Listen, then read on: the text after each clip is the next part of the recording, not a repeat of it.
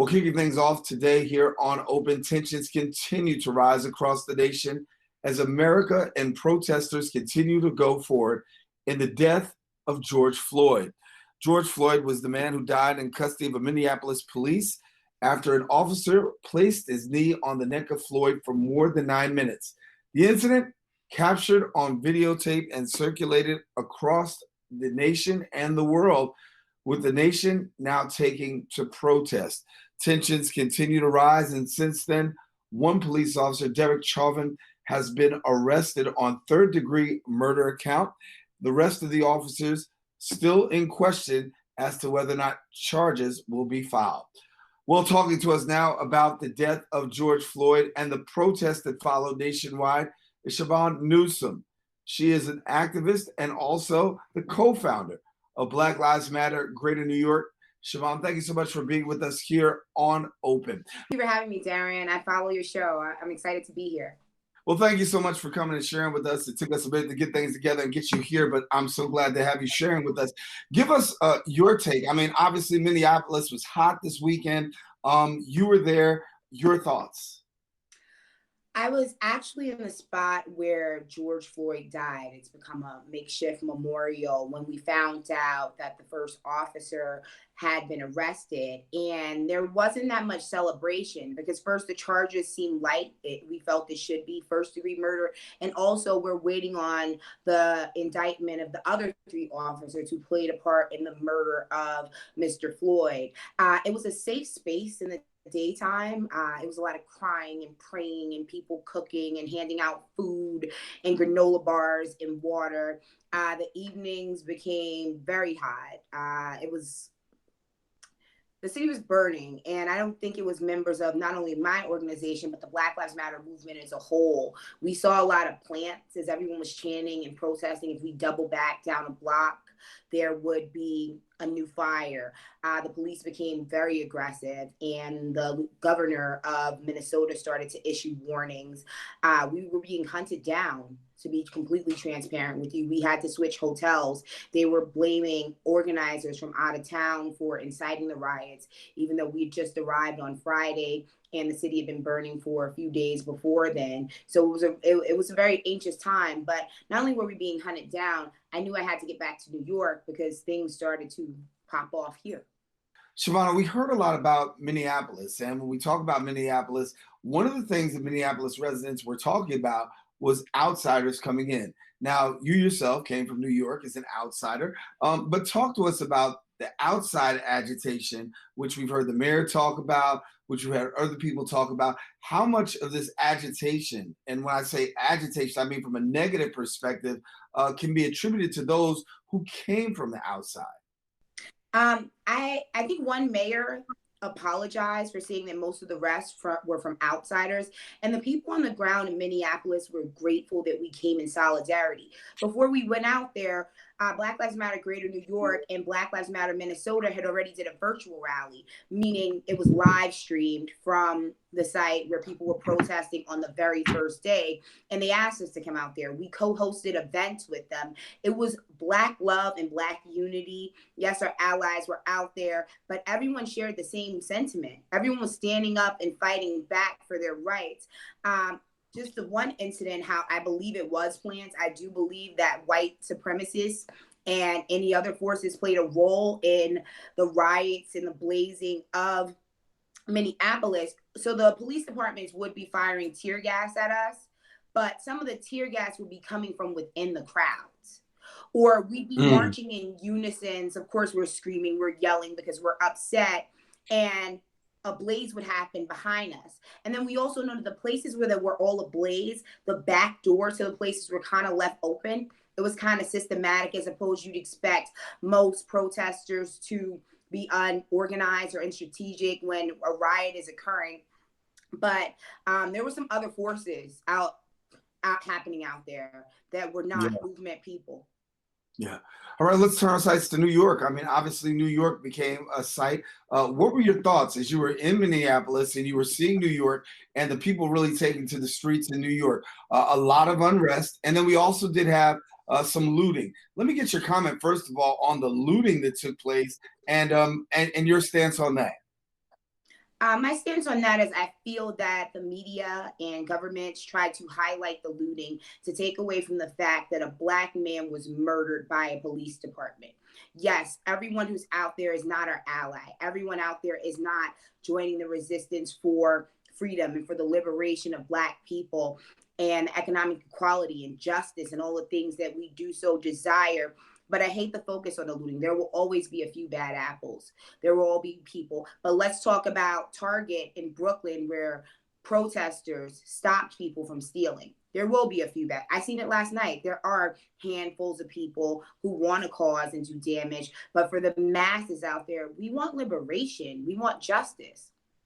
Yeah. But I think you also asked me, how was I feeling? Well, it was intense. It was pretty intense being out in Minneapolis, so far away from home. So you have knowing that the National Guard is rolling in, knowing that the Minnesota government is requesting the hotel I'm staying at with me and my team. And then I'm watching on the news, NYPD SUVs mowing down friends. I had friends on the ground here. Other Black Lives Matter members stayed back in New York. So it was a strong urgency to get back to New York. And last night at 8 o'clock, I led a march from Washington Square Park down to the foot of the Brooklyn Bridge. And this march, we marched in unison. Of course, there was pandemonium going around us, but 1,000 people marched in formation and set our demands. Our cries were heard. We fought for justice. There were no arrests at the march that I led last night, but the people who stand up and fight back, I do not disagree with them. If you saw an officer choking your mother or a knee in the back of your dad or cousin, would you stand there and just record, or would you fight back? I think that people have grown tired of oppression, and I applaud people who are fighting back against these circumstances. Let me get you. I want to cut it and get your take. I mean, yesterday the picture that was, well, I should say that yesterday, but a couple of days ago, the picture that was widely vivid was the picture of NYPD cruiser going into that barricade, and yeah, it was two of them. Yeah. So let me get your take. I am disgusted with Mayor Bill DeBlasio condoning that, and I know that you guys have been following the whole the racism and social distancing, which I was on the front lines for, me and Black Lives Matter Greater New York. It seems that he turns a blind eye to justice. Whenever the police department does anything, de Blasio believes that it is okay. Now, this was a man who came in with a biracial family, who was supposed to be our most progressive person. And does the police department work for him or he works for them? I'm not really sure how it's going, but he is definitely turning a blind eye to justice. And we are all calling for him to resign. We can't take another month of de Blasio in office. And your thoughts on his daughter being arrested? I was so happy. My mother actually told me. My mom shared the news clip with me on that. Good for her. I'm happy that she knows her roots.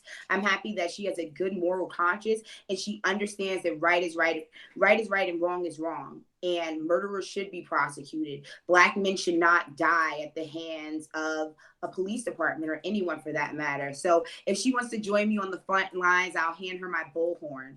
Just tell her to meet me out there. I'd be excited to march with her. Well, Chivona, what we're seeing across the country, of course, is desperation and people actually upset, crying out, and making their voice heard. And you can probably put in better words than I can, but I think one of the greatest sentiments that we're seeing by those who are peacefully protesting and those who are making their voices heard is like, enough is beyond enough. Do you share that same sentiment? Beyond enough. I like that addition to it. We actually had an Enough is Enough rally, I want to say the beginning of fall. People have grown tired. It's so many names that you can't even remember. Like I'll be saying, we do this chant when we're on the ground. It's like, say her name, Breonna Taylor, the crowd responds, or say his name, Eric Gardner, or George Floyd. It's so many names that people have to remind us of the names. There's so many hashtags. A murder shouldn't have to go viral for us to receive justice. It's time for Black people to finally have their liberation. We've been oppressed by this country for 400 years, and I think that a huge step to that is legislation. But if you look at the history and the tradition of America, Nothing came without a revolution. Nothing came without a fight. The Boston Tea Party, they weren't sitting around eating crumpets. It was some action taking. So the action that everyone on the ground is putting out there will lead to legislative change and lead to America being a better place for Black people and all marginalized people. Well, we got just about a minute left. Let me get you in here to say a couple of things about Black Lives Matter. For people, what is the biggest misconception that you feel that people have concerning Black Lives Matter? First of all, people say that we're violent and we kill cops, and they've made up all these like false narratives. All of those things are untrue. But not only police brutality, because that's when our work is highlighted. We created the People's Food Program during the COVID pandemic, and we've delivered food door to door for over 5,000 people. We've been on the front lines for reproductive justice. When Trump implemented the Muslim ban, we were some of the first people to get arrested. Yes, we were down in Charlottesville fighting white supremacy, but our policies are similar to that of the Black Panther Party and how they wanted to feed their community. They wanted equal employment. A part of you had mentioned that I'm running for Congress. I support universal basic income, where everyone should have $1,000 a month, because we know the wealth disparity in being a person of color, especially a Black person in America. It's for our mission is the overall liberation of Black people. It's not just to stop cops from killing us.